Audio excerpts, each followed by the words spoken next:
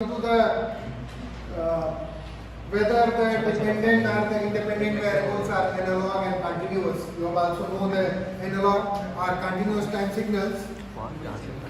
You have also studied in the previous lecture. You have also know the analog and continuous signals.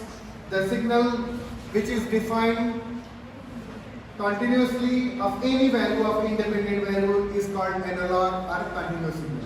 Most of the signals are the continuous in nature or in the continuous domain. That's why the analog signals are generally called as a continuous signals. Yes. And most confusing terms, most of the students are be confused. You have not differentiate the discrete signal and distal signal.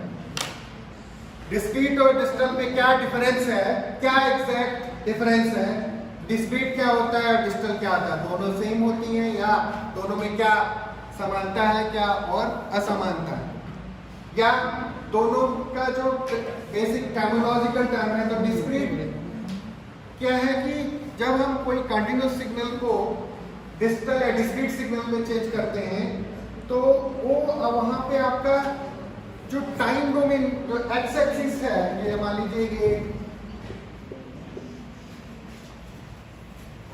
इसको मान लीजिए ये आपका Y axis है, one dimension signal की graphically आप कर रहे हैं तो टाइम एक्सिस क्या हो डिस्क्रिटाइज हो जाती है, ठीक है.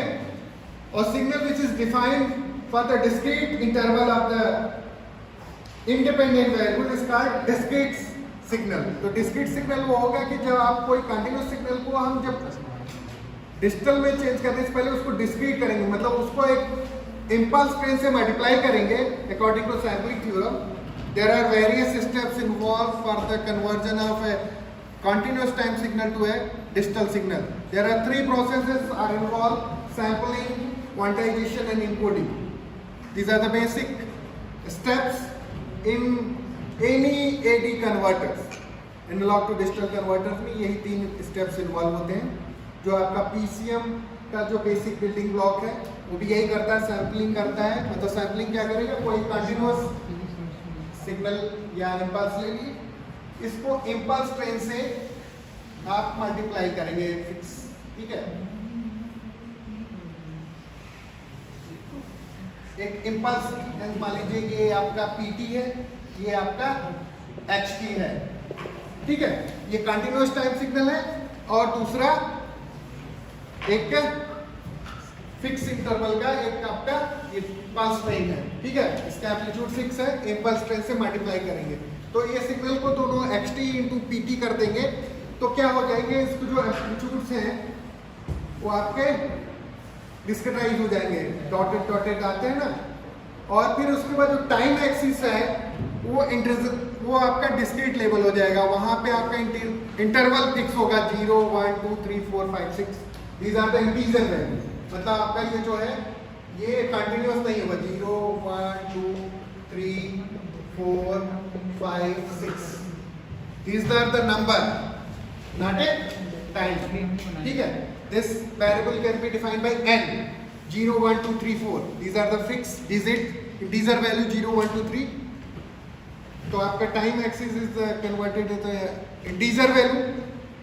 तो आप हर इंस्टेंट पे सिग्नल की पोजीशन को बता सकते हैं, वैल्यू बता सकते हैं कि हम 0 टाइम इंटरवल पे इंस्टेंट पे सिग्नल की वैल्यू क्या है, 2 पे क्या है, 3 पे क्या है. और इन द कंटिन्यूस डोमेन हम हर इंस्टेंट पे सिग्नल की वैल्यू नहीं बता सकते, तो वो कंटिन्यूस बिहेवियर है उसका, तो अनप्रेडिक्टेबल है. उस समय पे घट बढ़ रहा है तो एग्जैक्ट न्यूमेरिक वैल्यू हम नहीं बता पाएंगे. वही चीज यहाँ पे मान लीजिए ये 1 है, यहाँ पे 1 पॉइंट मान लीजिए 5 है, ठीक है. यहाँ पे सिग्नल की वैल्यू मान लीजिए 2.2 है. For example these are the example of discrete time signal, ठीक है. डिस्क्रीट टाइम सिग्नल का रिप्रेजेंटेशन इस तरह से होता है. और फिर इसी को जब हम डिजिटल करते हैं, digital means you have fixing the 2 level 0 या 1, ठीक है. तो हम सिग्नल को फिर ये राउंड अप करेंगे जो क्वांटाइजेशंस के बाद ये जो एक फिक्स लेवल है कि ये 2.6 को हम ट्रीट करेंगे कि ये राउंड अप 1.5 है तो इसको हम ट्रीट करेंगे ये इस इज इक्विवेलेंट टू 2। जो इसका डिस्क्रीट वैल्यू है तो 2 है तो 2 उसके बराबर है कि मतलब आपका डिजिटल लेवल में 2 ही वैल्यू होगी या तो एक थ्रेशोल्ड फिक्स कर देंगे, इतने से ऊपर है तो 1 होगी, इससे नीचे है तो 0 होगी। यही 2 लॉजिक होगी, 0 और 1 प्लस और माइनस। -5 से नीचे है तो 0, +5 से ऊपर है तो 1। तो एक थ्रेशोल्ड फिक्स कर देंगे, इसकी वैल्यू इसके ऊपर है तो 1 की तरह ट्रीट करेंगे और नहीं तो उसको 0 लेंगे। तो 2 ही लेवल होगा, 0 या 1, या पल्स ऑन होगी या ऑफ होगी, 2 ही स्टेट होगा। तो इस सिग्नल को जब हम डिजिटल फॉर्म में करेंगे तो आपका वेवफॉर्म स्केच होगा या 1 होगा या 0 होगा। जो आपका फाइनल अगर इस तरह से रिप्रेजेंटेशन है पर डिजिटल सिग्नल का इस तरह से करेंगे तो यहाँ सिग्नल 0 हो गया या 1 होगा फिर या 0 होगा, ठीक है। अगर उसको पल्स फॉर्म में करेंगे तो 0 या 1, 0 1 0 1 इस तरह से आपका पल्सेटिंग नेचर का अगर वेवफॉर्म दिखाते हैं तो 2 ही स्टेट होगी, डिजिट 0 होगा या 1 होगा। तो डिजिटल और डिस्क्रीट में ये डिफरेंस है, समझ में आया? These are the basic difference between a digital and discrete, and then these are the signal classifications. इसी तरह से फिर सिस्टम क्लासिफिकेशंस आते हैं। This is the signal classification, and then we have classified the different types of the systems according to the principle. System classification means you have system, you have also know the various types of system in the previous semester.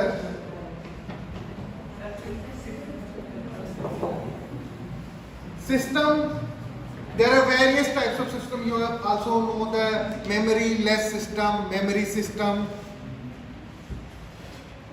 It is also called as dynamic and static systems, causal and non-causal system, linear and non-linear system, time invariant and time variant system. This is also called as shift invariant and shift variant. And most important system is a LTI.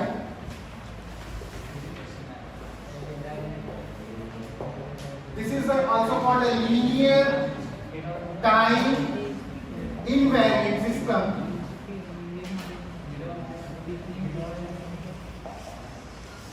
LTI system is the most important system.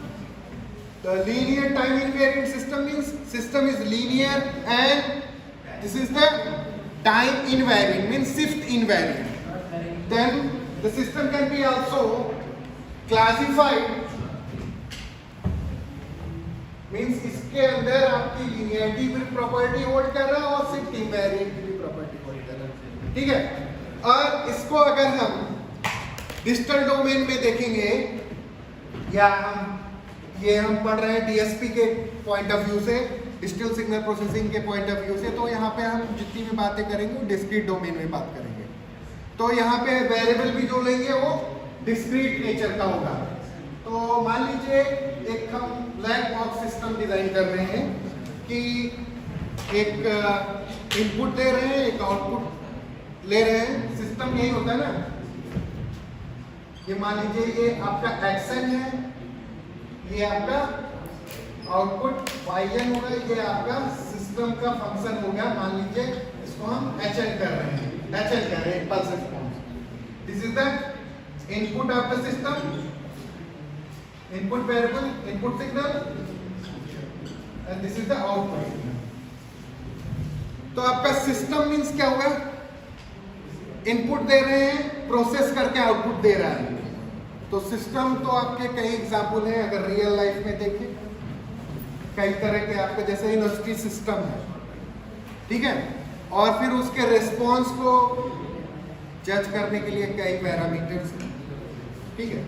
जैसे आपका यहाँ पे input दिए, उसको process करके जो output मिल रहा है वो सिस्टम। तो सिग्नल एंड सिस्टम दो तरह के आपके क्लास। सिस्टम क्या है? जो आपका सिग्नल पे ऑपरेशन करने के बाद जो आउटपुट मिल रहा है वो कहलाता है सिस्टम।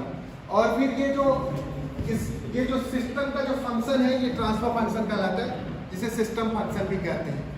तो जैसे कि आपका जो सिस्टम है, मान लीजिए ये LTI सिस्टम है, लीनियर टाइम इनवेरिएंट सिस्टम है। इसको मैथमेटिकली हम कैसे लिखेंगे, ठीक है। तो YN इक्वल टू